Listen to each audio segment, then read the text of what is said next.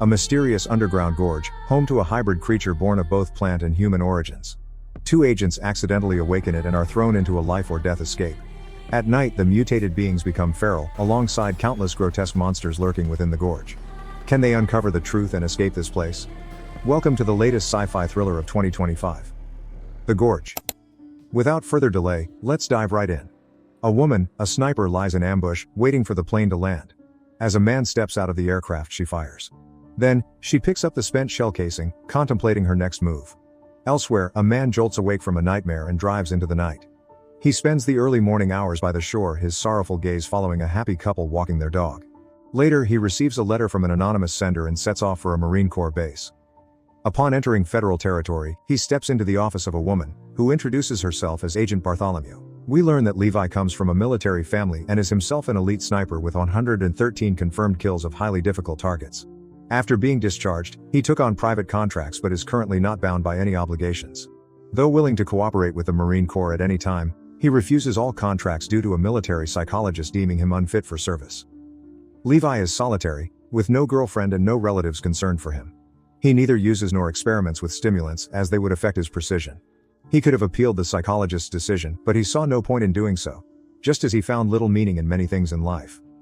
Meanwhile, in a cemetery of a small village in Lithuania, a man plays music on an accordion. His daughter approaches. It is Drasa, the sniper we saw earlier.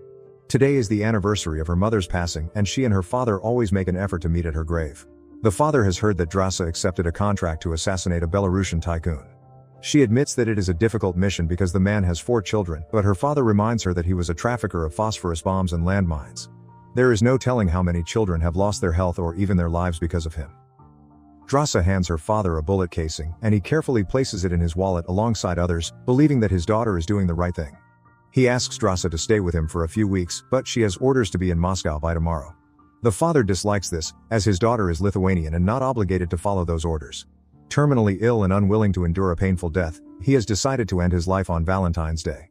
He asks her, no matter where she is on February 14th, to light a candle for him, look up at the Orion constellation, and bid him farewell. Sometime later, Levi embarks on another mission. Ahead of him lies a restricted area where his plane cannot pass. To reach his position, he must walk 38 kilometers north. They strip him of all his equipment and watch, but hand him a sealed envelope containing his assignment.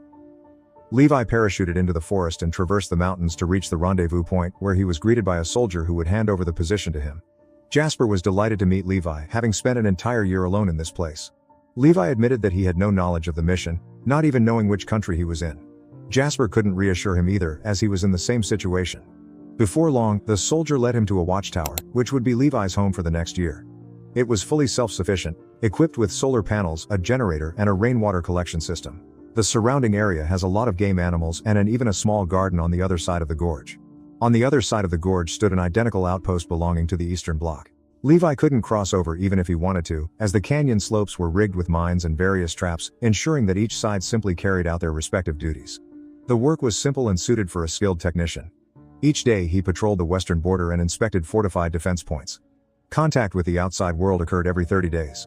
Satellite transmitters installed along the border emitted false signals, rendering the area invisible to surveillance satellites and reconnaissance aircraft. There was absolutely no external communication. In the worst-case scenario, an emergency button would alert authorities in case of a critical incident. If all systems failed or an intrusion occurred, the stray dog protocol would be activated.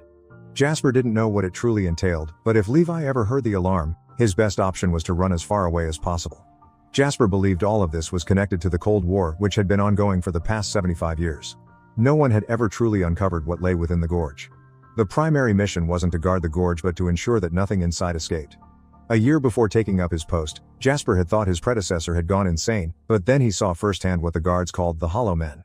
Jasper had no idea what they really were, but the term came from a famous poem. He knew that in the late 1940s, 3 cavalry battalions totaling 2,040 men had been sent into the gorge to clear it out, yet none had returned. Since then, the strategy had shifted to containment. The 2 men bid farewell and Jasper headed to the extraction point where a helicopter was supposed to pick him up. The aircraft soon appeared overhead lowering a cable, but just as Jasper climbed up, the pilot shot him and dumped his body below. He then reported to Bartholomew that the rotation was complete. A month passed, and Levi diligently carried out his duties, patrolling daily, inspecting weaponry, ensuring the minefield remained intact and reporting to command that all was stable. During his free time, he read books from the Watchtower's extensive collection. One day, he noticed inscriptions on the wall likely left by previous centuries, some dating back decades. Occasionally, he tended the garden harvesting whatever remained of past crops. One day, he heard the sound of sawing wood from the other side of the gorge. Looking through his binoculars, he spotted a woman. She tried to observe him as well, but when she noticed him moving, she resumed her work. That night, Levi woke up from another recurring nightmare, instinctively grabbing his gun, unaware that he had shattered a glass. The shards cut into his foot, and the blood stains on the floor helped ground him. Lifting his binoculars, he saw Drasa was also still awake. He saw her again, but when she realized he was watching, she immediately blew out her candle and withdrew into the shadows. Another month passed, and Dresa celebrated her birthday, beginning to observe Levi more closely. Feeling bored, she decided to play a prank on him. She fired a single shot into the sky to grab his attention. When Levi raised his binoculars, she held up a sign asking for his name. Levi signaled that communication was prohibited, but Drasa didn't care.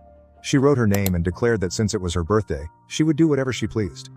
Levi chuckled, wrote his own name on paper, and suggested they toast her birthday. Drasa played music and invited him to dance, but Levi declined, saying he didn't know how. Drasa didn't believe him. She was sure he had to be good at something else. Levi admitted he was a skilled sniper.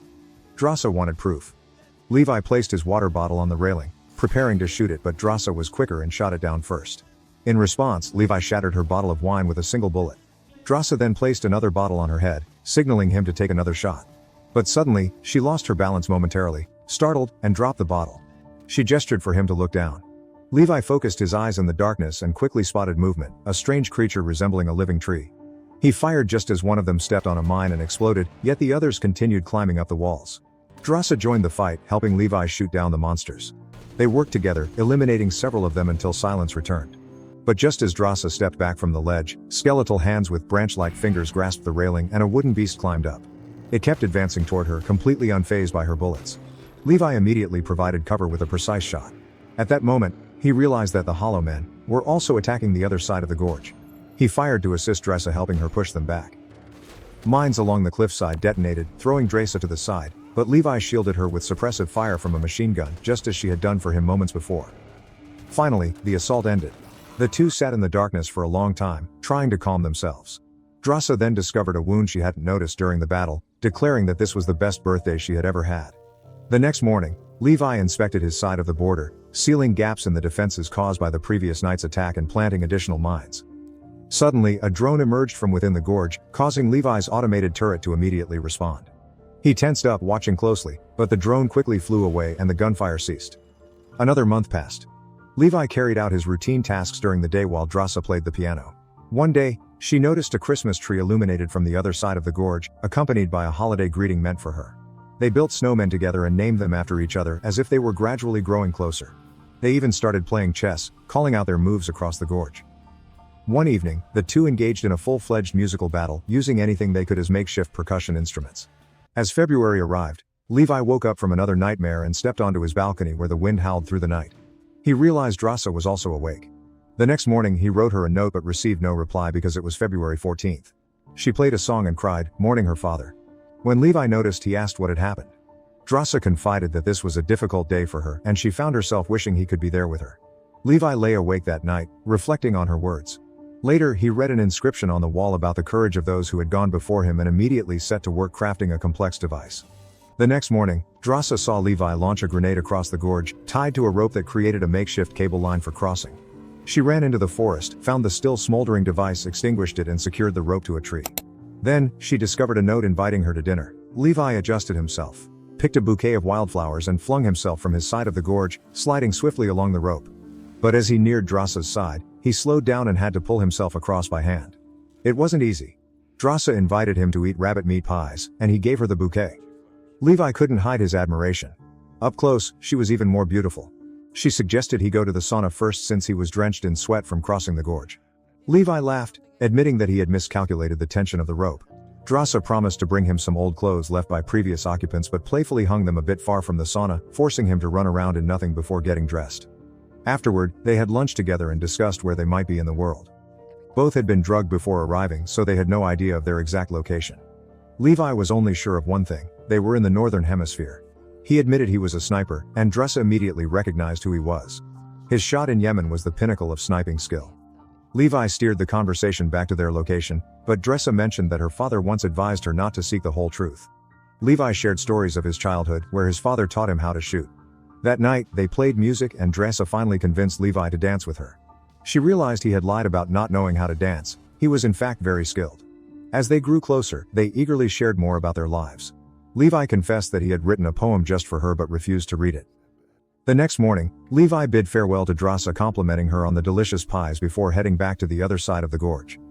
But just as he neared safety, a mine exploded, snapping the rope and sending him plunging into the abyss. Dressa immediately grabbed her weapons and a parachute, leaping after him. However, a thick layer of fog concealed the raging river below. She plunged into the water and quickly began to sink, struggling to cut herself free from the parachute cords. She lost all her equipment and barely managed to survive by clinging to a fallen tree. Meanwhile, Levi was unconscious, hanging upside down from one of the massive trees within the gorge, completely unaware that the branches around him were beginning to move, transforming into an insect-like creature that was about to devour him. Luckily, he regained consciousness just in time and shot the monster dead. Dressa heard the gunfire and immediately ran toward it while Levi crashed into a network of roots. He quickly realized that the roots were coming to life, pulling him underground as if they were trying to consume him. A massive sinkhole, resembling the mouth of a monstrous beast, was closing in around him. Dressa arrived just in time, opening fire to force the roots to retreat. Levi thanked her for saving him, but she was certain he would have done the same if she were in danger. They navigated through the foggy forest trying to devise a plan to escape. Suddenly, a horse made entirely of tangled roots charged straight at them, ridden by a humanoid creature with a body resembling vegetation. The entity dodged their bullets and immediately attacked Dressa while Levi struggled against the monstrous horse. They barely managed to eliminate these grotesque creatures in time. Levi speculated that humans in this place might serve as food for the plant monsters. Dressa realized she had lost the rope in the river and now had no way to climb back up. She suggested they follow the river in hopes of finding an exit. Levi pointed at the remnants of a military uniform on the fallen rider. It was a post-war uniform from the 40s. These were undoubtedly the missing cavalry soldiers from decades ago. As they moved forward, they were stunned by the sight of vines and bushes intertwined to form eerie humanoid shapes, as if they had absorbed their victims. Not long after, they discovered partially destroyed structures, seemingly damaged by seismic activity. They stepped into a building that resembled a church. Inside, the pews remained intact, scattered with human remains. Levi detected a familiar scent and realized these people had died from poisoning, but how could that have happened? Dressa urged them to leave as soon as possible, but just then giant spiders suddenly dropped from the ceiling. They shot and ran out of the church just in time, as the withered corpses on the pews began to stir. Dressa fired a grenade at the church wall, setting it ablaze, and they escaped the nightmare. They tried to find shelter, but it was impossible. Monsters lurked everywhere. Dressa suggested sticking close to the canyon wall, at least ensuring they wouldn't be attacked from behind. They ran to the edge and found an entrance leading into a mostly intact storage facility where they could lock the doors and rest for a while. Soon, they realized they had stumbled upon a base built directly into the canyon walls. Inside, they discovered an old laboratory filled with chemicals and strange compounds. While searching, Levi found a reel of film and a generator that was still operational despite the passage of time. When the lights flickered on, he found a projector, and they watched the footage together. It featured a scientist explaining a secret alliance between Eastern and Western nations at the end of World War II. While Oppenheimer was developing the atomic bomb, they were working on a chemical warhead of unprecedented destructive power in this very lab. Suddenly, a massive earthquake struck the canyon, destroying the laboratory. As a result, biochemical contamination fused human DNA with plants, animals, and even insects, mutating people into monsters. However, certain individuals had greater resistance to the infection. If no mutation symptoms appeared within 5 days, a person would be immune. The woman in the footage revealed the horrifying transformations occurring in her body, while Dressa discovered a sealed vial containing an unknown liquid. The scientist in the recording continued, saying humanity might be fortunate enough to remain protected, as the canyon was located in an area impossible to traverse. She begged for forgiveness and hoped God would have mercy. The footage ended. Continuing their exploration, they found a room equipped with modern technology, far too advanced for the mid-20th century. This proved that the laboratory had remained operational until recent times. But if this place was so dangerous, why hadn't they bombed it to eliminate the threat? Levi booted up a computer and uncovered the name of a militarized organization, Dar Lake. He realized that they weren't working for the military, but for a powerful and wealthy private corporation. He knew that Dar Lake's drones had been collecting hybrid specimens worldwide, proving that the company was creating super soldiers while attempting to conceal its secrets. Levi discovered a program named Stray Dog and recalled Jasper's warning. He recognized it as the codename for a thermonuclear bomb designed to obliterate the canyon in case of a biological outbreak. However, the earthquake had clearly damaged it. Levi admitted that even if they couldn't escape, meeting Dressa had made it all worthwhile. As they prepared for their next move, Drasa suddenly remembered that she had left her bag at the entrance, containing all their ammunition. They had no choice but to retrieve it. Levi threw a smoke grenade to create cover, and they ran outside. Drasa recovered her bag, but from within the mist, a massive root shot forward, coiling around her leg and dragging her away at high speed. It zipped past Levi, carrying Drasa toward the darkness. A root-like horseman had abducted her. She struggled to cut herself free but was slammed into something and lost consciousness. Levi pursued her and soon came across a ruined missile silo. Meanwhile, Drasa regained consciousness and found herself suspended in a dimly lit chamber. Before her stood a hollow man, silently observing her as if deciding where to start eating first. She fought desperately to break free but was overpowered. Grabbing a burning log from a nearby fire, she tried to set the creature ablaze, but it nearly overpowered her. Just in time, Levi arrived and saved her.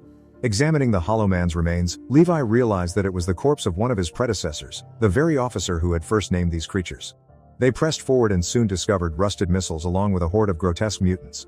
A blend of human and plant life had turned the area into a tangled web of living vines. Levi and Drasa carefully navigated the terrain, but a hollow man suddenly grabbed Drasa. Levi struggled to free her, and they sprinted away, shooting at the living tendrils as they fled.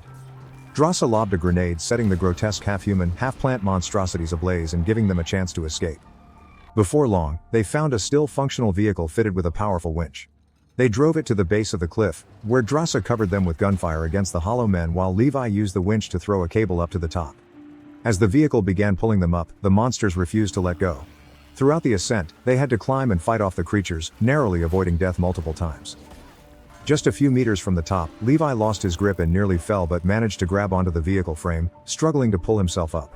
He punctured the fuel tank, letting gasoline spill down the cliff, where the monsters were still clinging to the rope.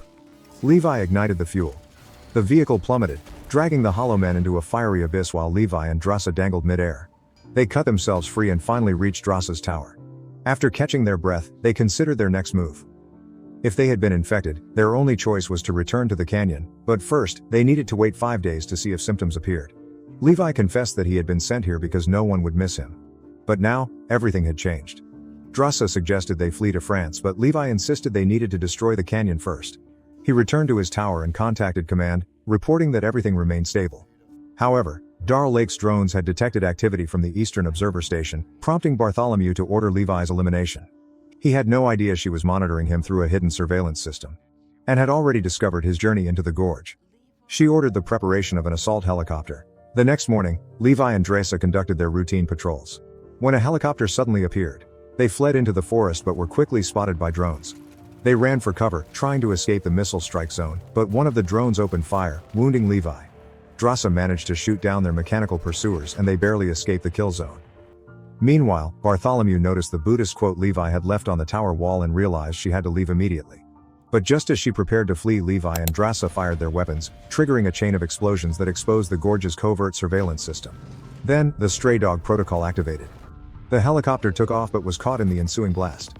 Levi was also thrown into the river by the shockwave and disappeared beneath a raging current. Drasa waited for 6 days in a nearby cave, but in the end, she had to leave. Some time later, she settled in France and finally opened Levi's last letter. Inside was the poem he had written for her. She broke down in tears, remembering him. Drasa started working at a cafe and one day, out of nowhere, she spotted Levi sitting at a nearby table. She held back her emotions, resisting the urge to run to him, and instead softly asked why he had been gone for so long. Levi admitted that he had been gravely injured but was now ready to work in her kitchen. They embraced. Alright, that's the end of the movie. Mau Mau movie recap signing off. See you in the next video.